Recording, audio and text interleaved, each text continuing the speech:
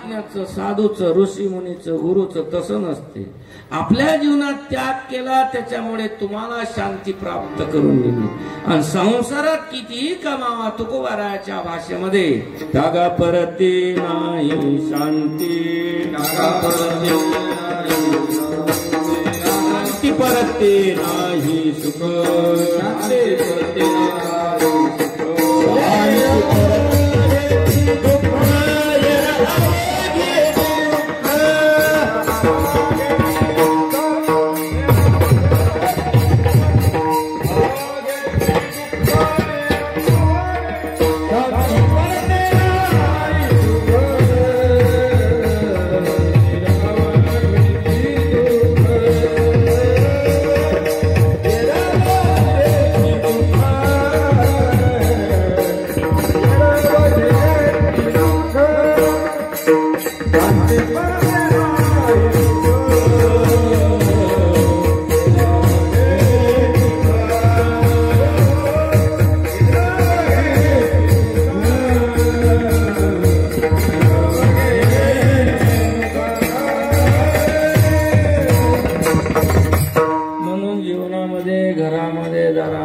शांती म्हणजे समाधान नसेल, किती असून समाधान नाही, शांतता नाही, मग दुःख काय राहणार? ये वगैरे वाट्याला काय दुःखच राहणार. कर्मच जर माणसाने दुःखाच्या लायकीचं केलं असेल तर काय होईल? दुःखच येईल ना वाट्याला. म्हणून दुःख वाट्याला येऊ नये याच्याकरता संतांचा सहवास सुखकारक असतो. मी कथा सांगून लावतो. मांडव्य ऋषीमध्ये तो अधिकार होता. आणि मांडव्य ऋषींनी यमराजाला विचारलं. यमराजाने सांगितलं, तुम्ही लहानपणी फुल का पाखराला काटा टोचला म्हणून तुम्हाला हे फाशीवर जाण्याची पाळी आली. ते मांडव्य ऋषीचा त्याग केलेला तुम्हाला हा दंड देतोय म्हणे, जा तू शूद्र योनीत पडतील. त्या मांडव्य ऋषीचा शाप यमराजाला पुढच्या जन्मी राजाच्या घरी गेला, पण दासी पुत्र व्हावं लागलं. त्याचं नाव विधुर काका. चांगल्या घरी पण कोणतंच नाही, काहीच न चाले ना.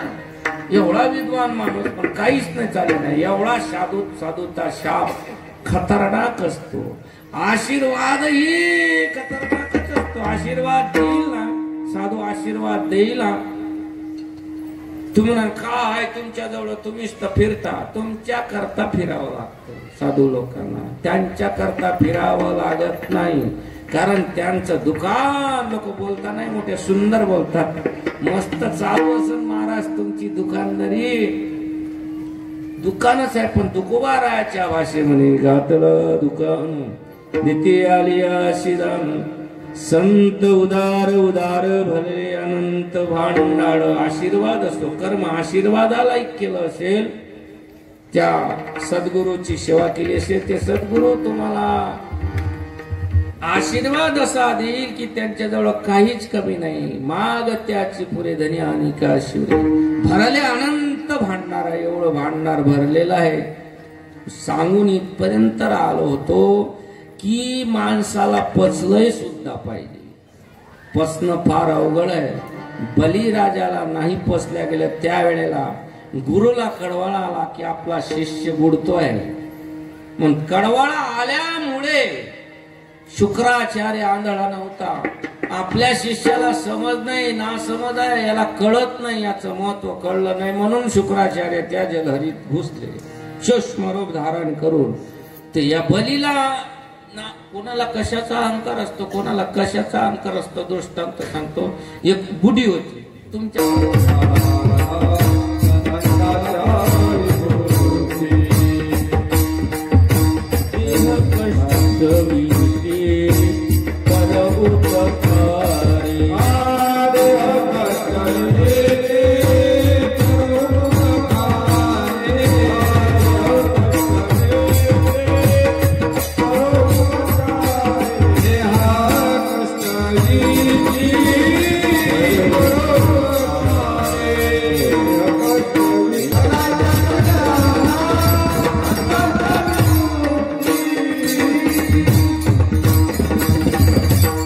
जगाच्या कल्याणाकरता, लोकांचं कल्याण व्हावं, जगाचं कल्याण व्हावं, सर्वांचं कल्याण व्हावं याच्याकरता संत महात्म्याने देह कष्ट भीती परोपकार आहे, दुसऱ्याच्या उपकाराकरता आपला देह जिजवला नाही, देवाने कृपा करावी लोकांवरती याच्याकरता आपलं जीवन समर्पित केलं देवाला, आणि त्यांच्या आशीर्वादाने आपण आपला मनुष्य इहलोक मनुष्य जन्म सार्थकी लावतो. त्याचप्रमाणे देव कृपा त्याच्यावरतीच करतो. आखरी तो देव आहे, कारण देवाशिवाय काहीही नाही.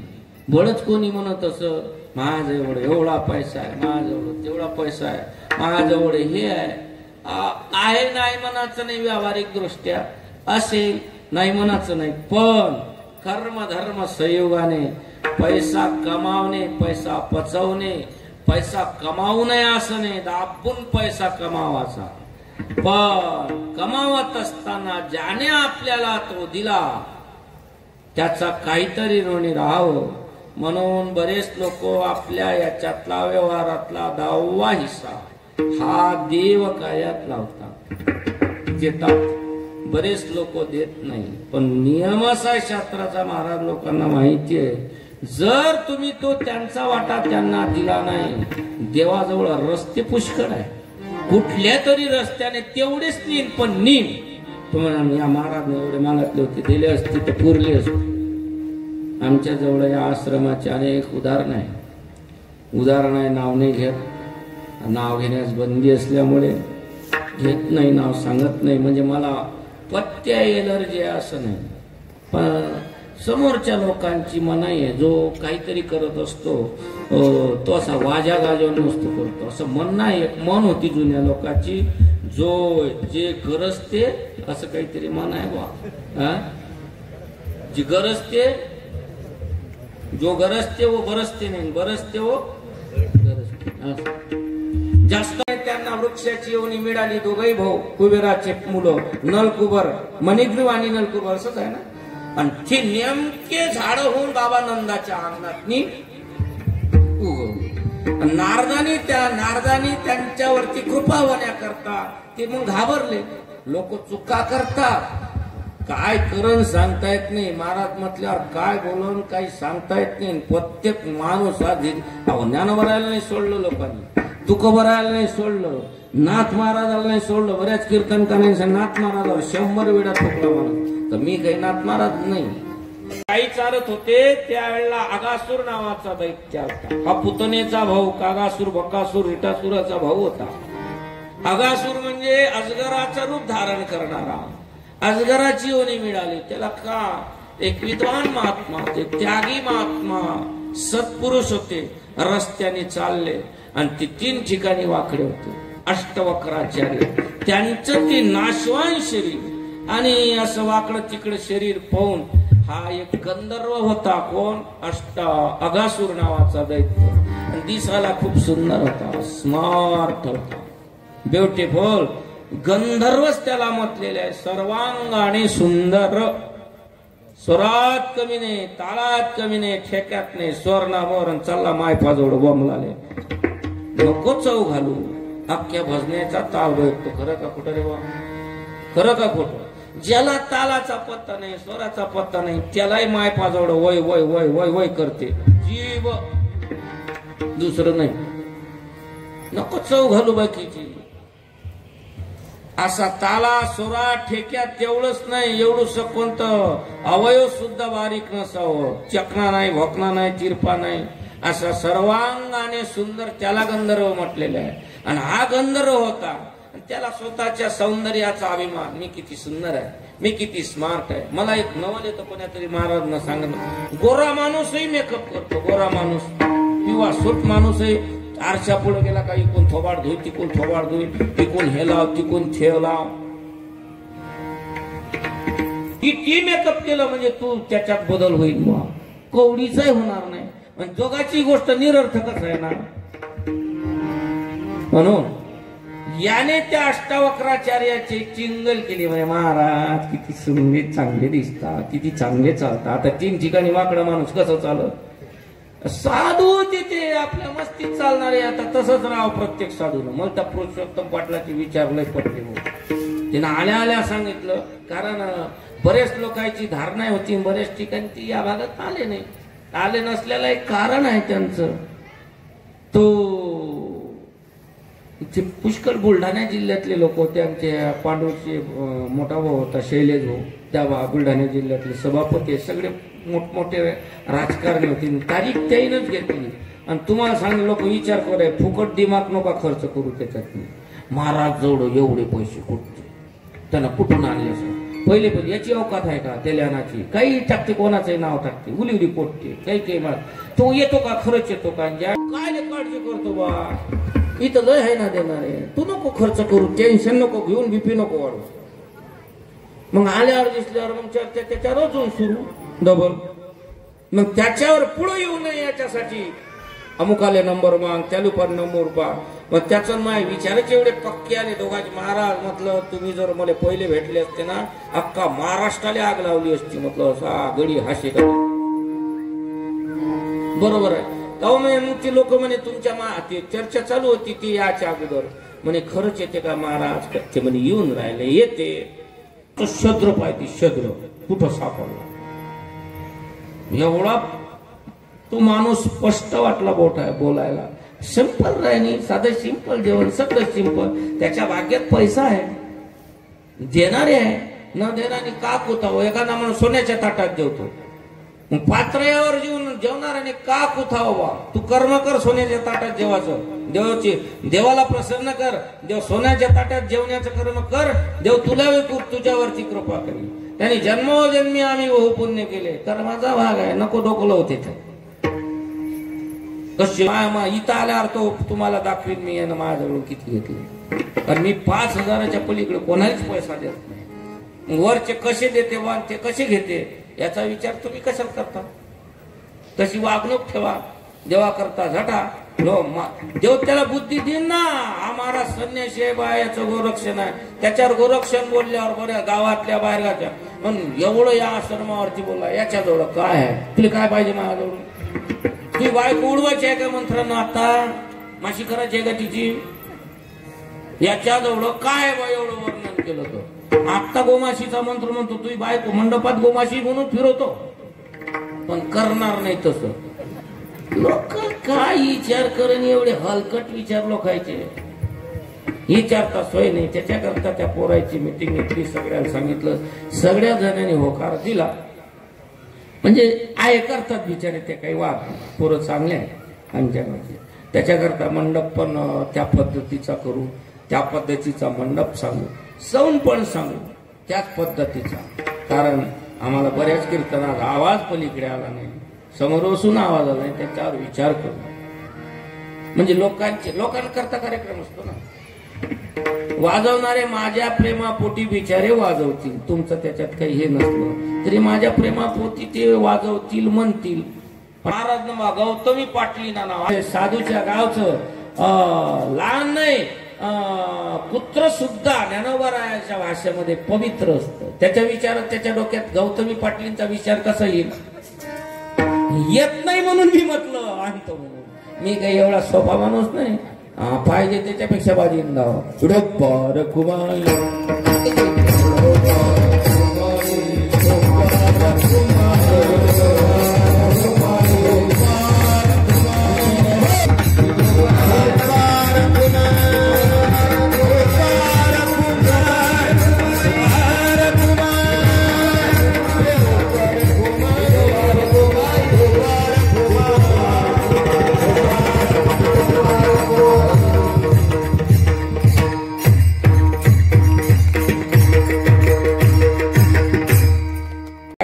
पाहिजे घरी.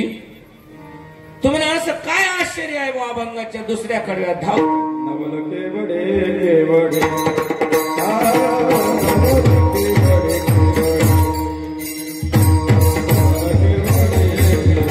आई सेंट्रल जेलमध्ये कसे काय राहिले.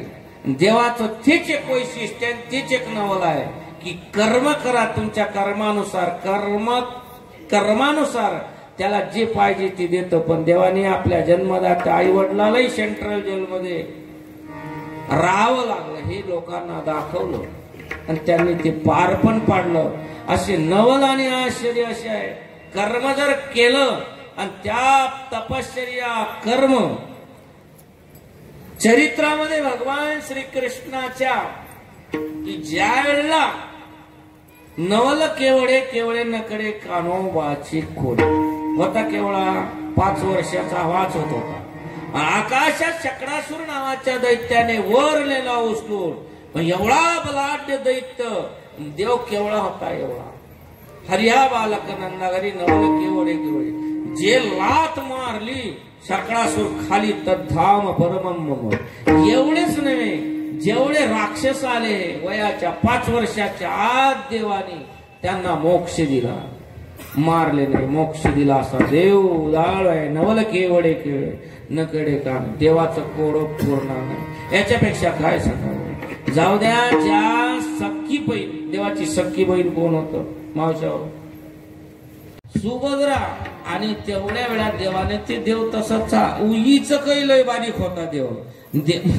हिच काही असा होता की त्याने घेणं ना देणं आणि घेतलं खर्चटून रक्त वाहू लागलं. रक्त वाहू लागल्यावर सुभद्रा इकडे तिकडे पाहून राहिली.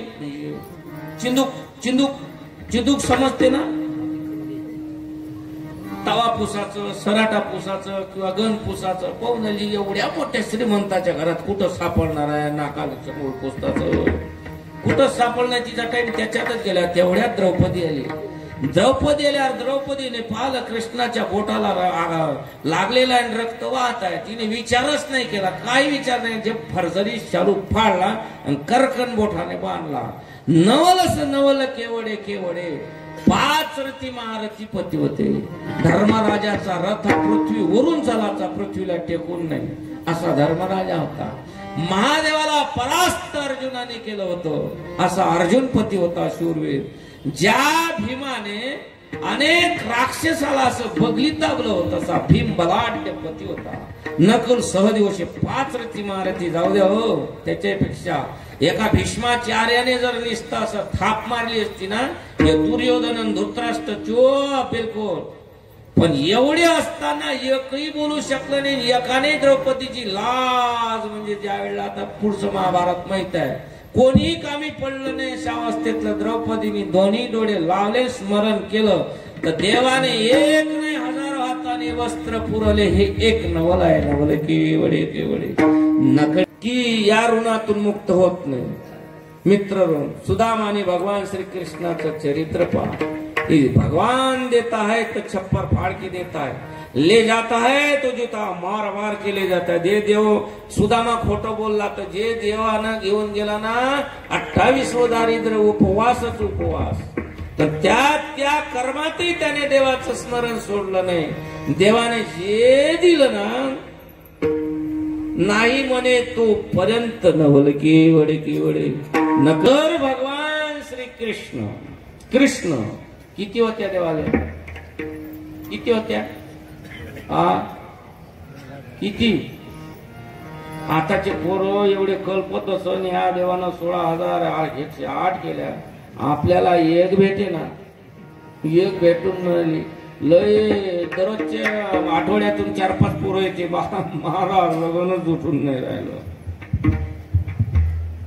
आता त्या महाराजनं सांगितलं त्याची गेलेली आणून दिली. मग जाव कोणाजवळ? रामाजवळही चुकीचं आहे ना. त्यानं नाव ठेवलं तर दिली जंगलात सोडून रामानं. पण जाव कोणाजवळ? अवनिष्ठ हिनं कोणा सत्यभामेनं फुल मागितलं, फुल पाहिलं. एवढा देव बाई करता भांडला भाऊ देवाशी. बायको करता भांडावं लागते तर त्यानं बायका करावले. बायको करता भांडावी लागते भाऊ. हे मान्य असेल तर करा, नाहीतर करू नका. माया मागची उभे राहिलेले काढवायला बाया करता भांडावं लागते. देव भांडला का नाही भांडला? उदाहरण सांगतो ना. सत्यभामेला नेलं होतं देवाने स्वर्गात आणि सत्यभामेला पाहिलं पारिजातक, पारिजातकाचं झाड. आणि सत्यभामेनं मागितलं बा, देवानं इंद्राशी लढाई केली, सत्यभामे करता स्वर्गातलं पारिजातक आणलं. एवढी इच्छा पुरी करायला लागते. संकेत मारावा. टेन्शन नाही. No tension. दिवसभर खाणे, दिवसभर झोपणे, बस. लाल कपडे घातले का चालली कोण तिकडे, बरं आपला मोर्चा चालला, मोर्चा आता एकटाचा, मग एवढाही मोर्चा. सांगायचं तात्पर्य भगवान श्रीकृष्णाने सत्यभामे करता फांडून इंद्राशी युद्ध करून पारिजातक आणलं. पण देवयसा खोडेलाय, तिनं अठ्ठासाने मागितलं, पावर खर्च केली, श्रीमंताची पोरगी पावर खर्च केली, आणलं बा देवानीची इच्छा करता. पण देव असा देव भावाचा भुकेला, हाची दुष्काळ थयाला. तिनं मागितलं कोण, भुललो गडे मी, सत्यभामेच्या. झाडाचा फायदा का फुलाच्या, सुगंधाचा फायदा, फुलाचा फायदा, सुगंध फुलाचा. लावलं बुळ सत्यभामेच्या अंगणात, फुलं सगळे रुक्मिणीच्या पाळले. का, रुक्मिणीने जन्मोजन्मी प्रार्थना हाच पती मिळावा ही केली, आणि जन्मोजन्मी कृष्णच प्राप्त पती झाला.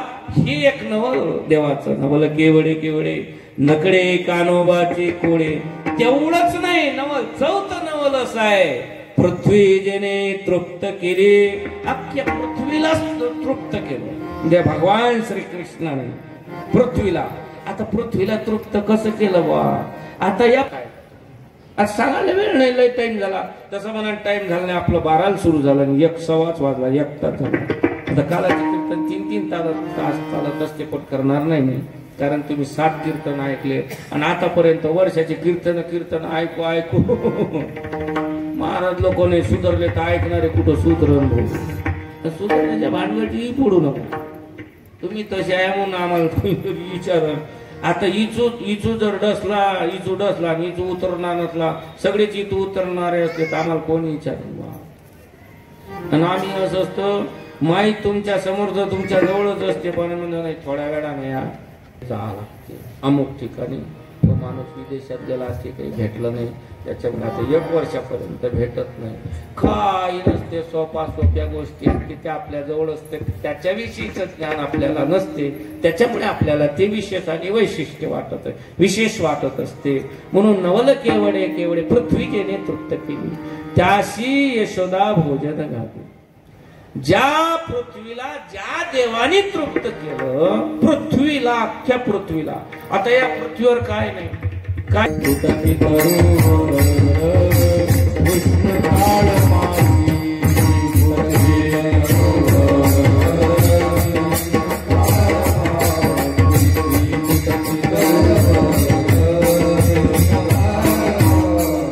शकुनी दुर्वास ऋषीला, एकटा दुर्वास कितीतरी खंड अन्न खायचं, तो त्यावेळेलाच तिथं पाठवला. पण असा विष पृथ्वीने तृप्त केली, एकच पान खाल्लं तर अख्खा दुर्वास नव्हे, हजारो शिष्य तृप्त करून दिले. नवल केवळे नकडे कानोबाचे कोढे, पृथ्वीने तृप्त केले, त्याशी यशोदा भोजन घाले. यशोदेच्या हातचं ज्याने पृथ्वी तृप्त केली, ती यशोदा त्याला जेवण घालते. असं आपल्यालाही वाटत असेल, असं यशोदेने जे कर्म केलं जन्मोजन्मापासून जन्मोजन्म, आपलं कसं आहे, एका महाराजने सांगितलं का, व्यापून उरलेला किती दशांगुळे उरला तो भगवान परमात्मा गोपिका आपल्या कडेवरती घेतो. याचं मर्म काय आहे, भक्तीच आहे. पण ती भक्ती त्याने कशी केली, आवडीने. तनु मनु जीवे चरणाशी लागावे, अगरवता करावे दास्य सखड. आणि असा भगवान परमात्मा की ज्याला कल्पायुष्य देवाधिकाला, कल्प आयुष्य, 1000 वर्ष आयुष्य नाही, कल्प आयुष्य असणाऱ्या देवानी मानसिकता इच्छा व्यक्त केली. गोकुळात असताना देवाने जे देवाच्या सोबत राहिले, देवाने त्याच्या हातचं खाल्लं, त्याच्या सोबत राहिले, त्याच्या कडेवर राहिला, यांच्या ऋणातून मुक्त होण्याकरता एकटा ऋषींनी सांगितलं. त्याला यमुनेच्या वाळवंटात काला केला आणि काला खाल्ला. त्याला सवंगडी होते, सगळेजण पाणी प्यासाठी गेले. देव म्हणला नाही, पाणी प्यायचं नाही म्हणे. मग हात धुवून येऊ दे म्हणे. हातही धुवू नको. का म्हणे, इथं स्वर्गातले देवता आले, कायच्या करता, खाण्याकरता नाही काला, पाहण्याकरता कुठचे देव आजी ओस म्हणजे रिकामी झाली अमरावती, काला पाहण्याकरता आले. स्वर्ग म्हणजे अमरावती. ब्रह्मादिक देव पाहण्याकरता आले, खाण्याकरता देव म्हटला त्यांच्या भाग्यात नाही, ते याचे पात्र नाही, ते या लायकीचे नाही, अधिकारी नाही, म्हणून त्यांना देवाने खाऊ दिलं नाही. ते रूप बदलून आले. मासोळ्याचे झाले, कोणी मासोळ्या झालं, कोणी कासव झाले, कोणी काही झालं. आणि हा देव असा आहे की त्या देवाने त्यांना नाही मिळू दिलं, जो कर्म करेन त्यांनाच मिळू दिलं. अशा भगवान परमात्म्याने त्या गोपिके करतात, त्या गोपाळा करतात, त्या सौंदर्या करतात. तिथे बालचरित्रामध्ये सांगितलंय की अधिरोस अमरावती काला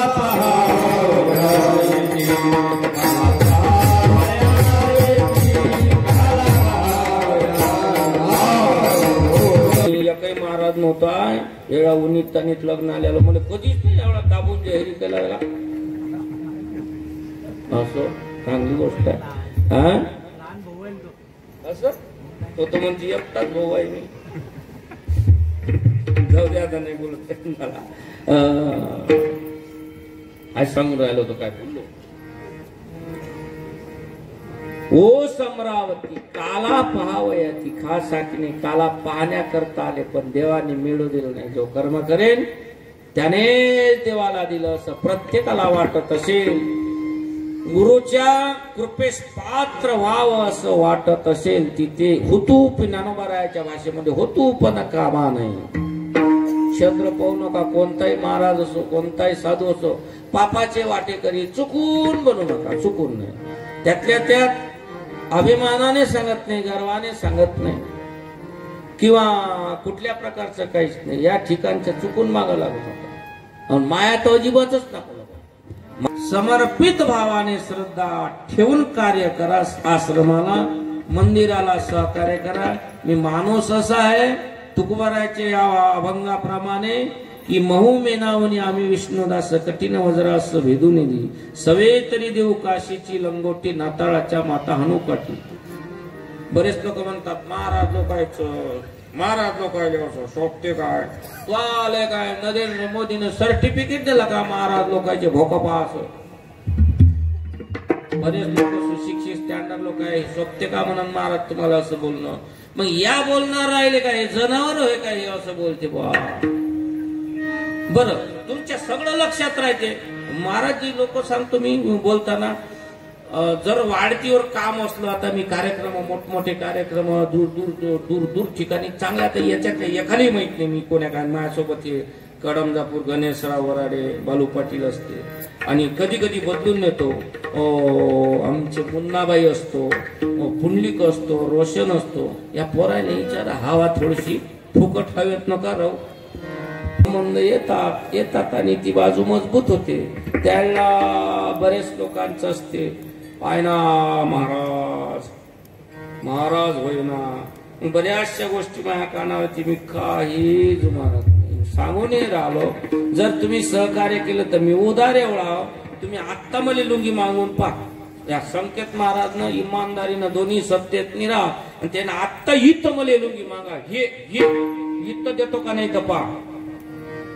ते म्हणा लुंगी कशी द्या, कशी काय द्या, देतो का नाही तर पहा, त्यांना मागा. मला हे 1000%, 1,00,000% मध्ये माहिती आहे तो मागूच शकत नाही. त्याची तर म्हणून मी देतो. मागणारा असेल तर दिव म्हणून पहा कोण त्याच्यातल्या एखाद्यानं. आमचे वसंत महाराजचे शिष्य आहे मिस्त्री, ते मागते, हे मला माहित आहे. ते जर म्हणून महाराज द्या तुमची लुंगी, मी देत नाही, मग ते तयार आहे त्याच्यात. आता हे संजू पाटील आहे, हा मोला बाकीचे कीर्तन जाऊ द्या, वर्षातून 2 कीर्तन असते, बाहेरगावला कीर्तन असते. असा आश्रमाचा कार्यकाल चालतो. हे जे पोरा आहे, या पोरांना माहिती आहे, विचारून घ्या. आणि म्हणून मग अशी लोकांना, पोरांना सांगितलं, तुम्हाला पुढच्या रामनवमीच्या कार्यक्रमात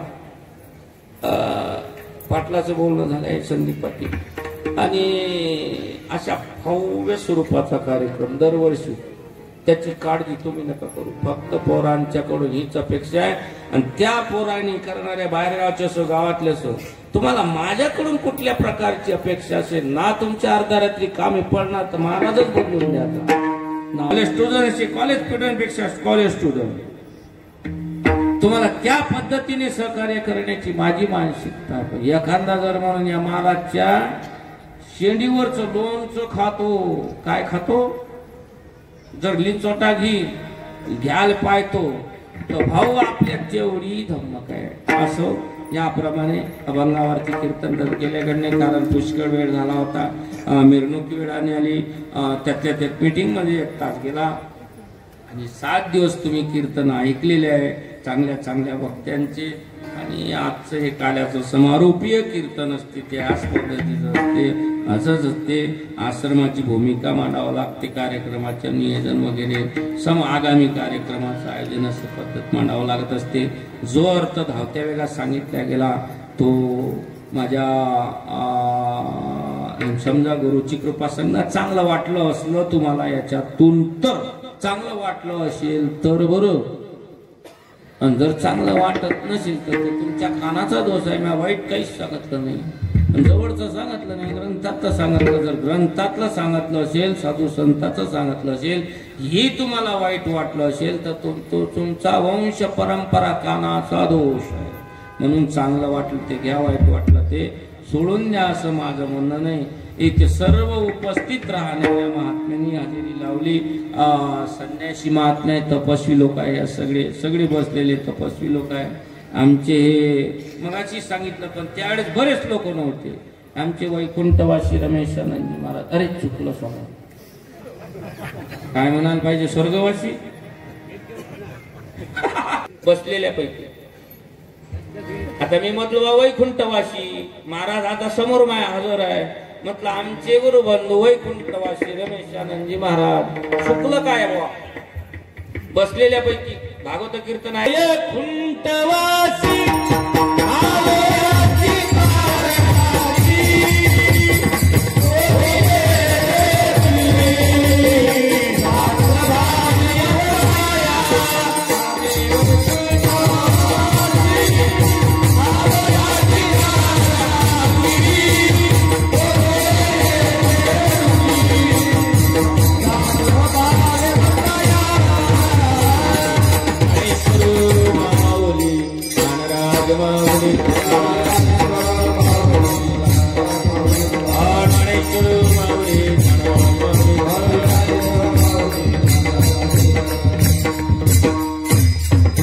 तिथे विचारलं ना दुर्वासानी, तुम्ही कशा काय आल्या, टाळे देवा त्या गोपिकेने सांगितलं. पण तिकडून परत यायचं तर कसं यायचं बुवा. दुर्वास ऋषी किती खंड्या अन्न खाऊन जर उपवासी असेल असं काहीतरी आहे ते, तर धावत्या याच्यात मी विसरून गेलो. त्याप्रमाणे असा भगवान परमात्मा आहे. तुका म्हणे नटधारी भोग भोगणी ब्रह्मचारी, तुम्ही समजता तो भोग नाही. चांगले हे भोग आहे, अनेक प्रकार आहे भोगाचे.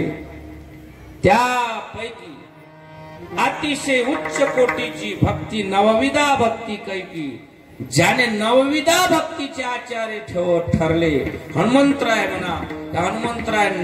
हनुमंतरायांनी हे भोग सुद्धा म्हणजे भक्तीचा भोग, हा भोग भोगून तुका म्हणे नटधारी भोग भोगोडी ब्रह्मचारी, भक्तीमध्ये प्रवीण आहे.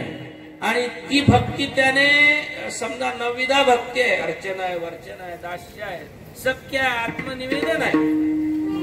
ही प्रत्येकाने एक एक भक्ती केली, ती एक भोग आहे.